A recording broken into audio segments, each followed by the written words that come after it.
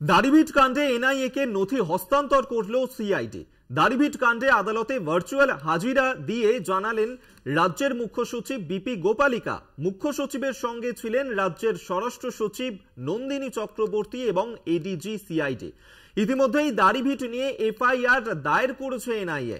জানি আপনি রাজ্যের অন্যতম প্রশাসনিক প্রধান, আপনাদের ওপর গোটা রাজ্যের দায়িত্ব থাকে, তবে কোর্ট যদি কাউকে ডাকে তাহলে তাকে হাজিরা দিতে হবে।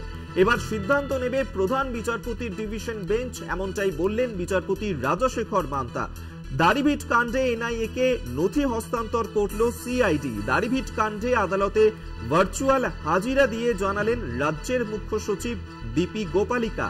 মুখ্য সচিবের সঙ্গে ছিলেন রাজ্যের স্বরাষ্ট্র সচিব নন্দিনী চক্রবর্তী এবং এডিজি সিআইডি। ইতিমধ্যেই দাড়িভিট নিয়ে এফআইআর দায়ের করেছে এনআইএ। এখনো পর্যন্ত নিহত দুই ছাত্রের মৃতদেহ তারই বাড়ির পাশেই সেখানেই পোতা রয়েছে এবং এই দুই মৃতদেহের দ্বিতীয়বার ময়নাতদন্তের জন্য মৃতের পরিবার এনআইএ কে আবেদন জানালেন মৃতের পরিবারের আইনজীবী।